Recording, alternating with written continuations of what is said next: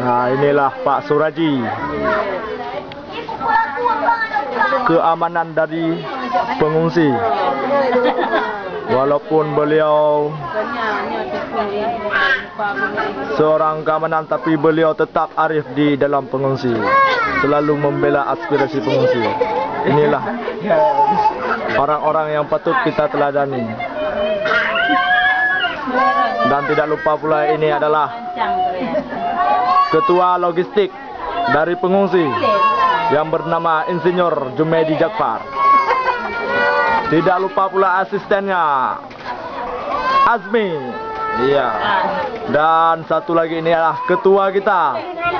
Beliau memimpin blok daripada blok 4 yang bernama Enjamil Arsyad. Enggak.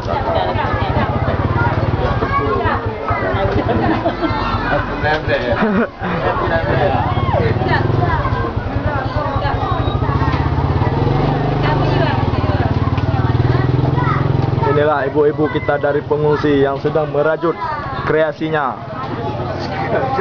membuat gambar ataupun bentuk boneka.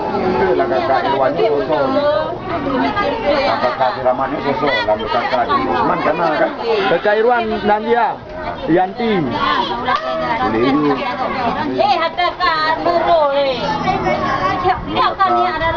Yanti ngon Harry S.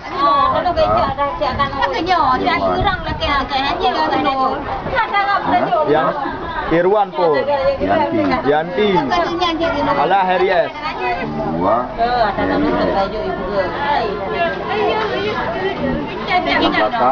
Rahmat.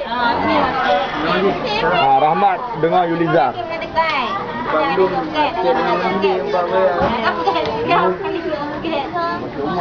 Rahmat bolam.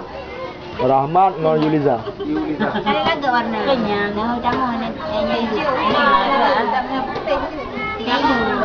Barat ke-8. Umur si sana di Irwan 27. Yanti 22.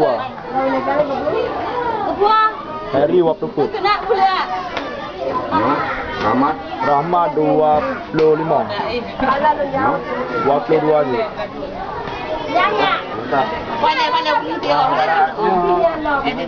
Tak berani.